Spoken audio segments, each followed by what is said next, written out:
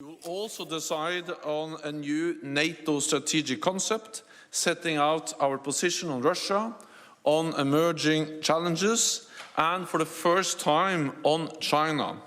And in this context, I welcome that the leaders of our Asia-Pacific partners will take part in our summit for the first time. Last but not least, better burden sharing and resourcing of our alliance, and the historic applications for membership by Finland and Sweden. At this ministerial in Brussels yesterday and today, we have made progress on many of these areas. Last night, we met with Ukrainian Defense Minister Resnikov. We addressed the imperative need for our continued support as Russia conducts a relentless war of attrition against Ukraine.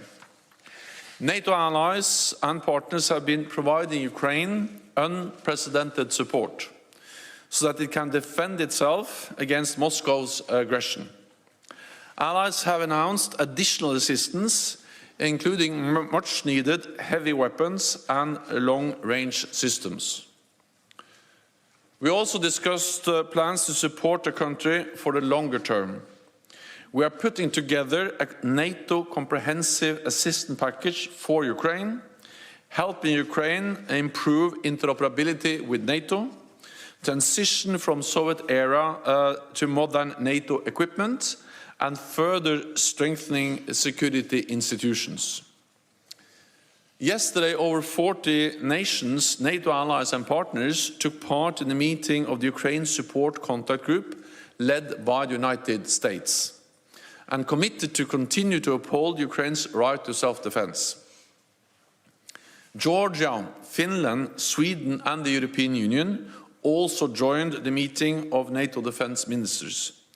We made clear that all countries have the right to choose their own path without outside interference. Russia's aggression is a game changer, so NATO must maintain credible deterrence and strong defense. Today, ministers addressed the scale and the design of our future posture and how we can step up across all domains with substantial strengthening of our presence, capabilities and readiness. This will mean more NATO forward-deployed combat formations, to strengthen our battle groups in the eastern part of the alliance, more air, sea and cyber defenses, as well as pre-positioned equipment and weapon stockpiles. And a new force model with more forces at higher readiness and specific forces pre-assigned to the defense of specific allies to enable much faster reinforcement. A number of allies have committed to contribute to our stronger presence in the eastern part of our alliance. But we still have some work to do as we look to the summit, where I expect further announcements. The substantial strengthening of our deterrence and defense is necessary for our security, but it does not come for free. So ministers also discussed the importance of resourcing our decisions. We have seen 7 consecutive years of rising defense investment across Europe and Canada. Allies are also contributing to NATO deployments and exercises and investing in more high-end capabilities, including 5th-generation aircraft and emerging technologies. Now is the time to keep up the momentum so we can continue to preserve peace, prevent conflict and protect our people. And with that, I'm ready to take your questions.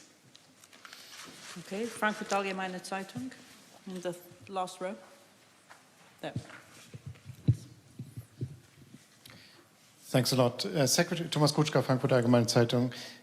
Secretary General, the Pope has made a few remarks on NATO's possible contribution to the war in Ukraine. He said that we don't know the whole drama unfolding behind this war, which was, and I quote him, somehow either provoked or not prevented. We all know the Pope can claim infallibility for his remarks. Maybe not for this one, but I'd be keen to hear your reply. Thanks. So NATO is a defensive alliance, and the war in Ukraine is President Putin's war. This is a war that he has decided to conduct against an independent sovereign nation.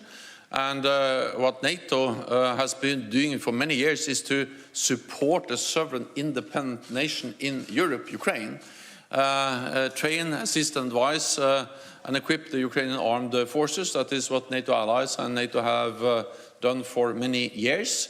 This is not a threat to anyone, this is not a provocation, and that is what we continue to do. So it is President Putin and Moscow that is responsible for this brutal aggression against the independent country, Ukraine. Okay, we'll go to the National News Agency of Ukraine. No? Thank you so much for the question. National News Agency of Ukraine. Now there are a lot of expectations in Ukraine because of a big free visiting Ukraine. I mean, leaders of France, Germany, and Italy. I'm just curious if they consulted NATO before coming to Kiev from the security and military point of view, and how that visit could be influencing the future cooperation in military field between the NATO and Ukraine. And a short follow-up, if I may. If Ukraine now is fighting for NATO values using the NATO weaponry, is it the right time to raise a question or consider the future membership of Ukraine in NATO? Thank you. I welcome that leaders of NATO allied countries go to Kiev and visit Ukraine and meet with the political leadership, meet with President Zelensky, and also see the atrocities, the result of the brutal aggression by Moscow and President Putin in Ukraine. I think that is important to demonstrate solidarity, to convey a clear political message, and also, of course, to have that opportunity to consult with the political leadership in Kiev.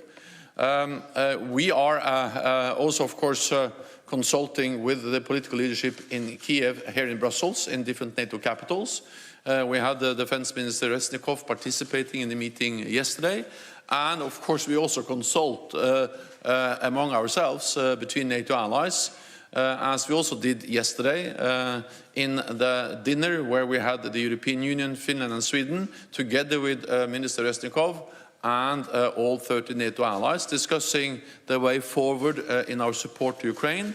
And also we had a meeting of the US-led support group here at NATO yesterday. More than 40 NATO allies and partners participated in that meeting, consulting, discussing how to sustain an unprecedented level of support to Ukraine, and also in that context welcome the announcement by the United States yesterday to further increase support, $1 billion US extra for military aid, including artillery and also long-range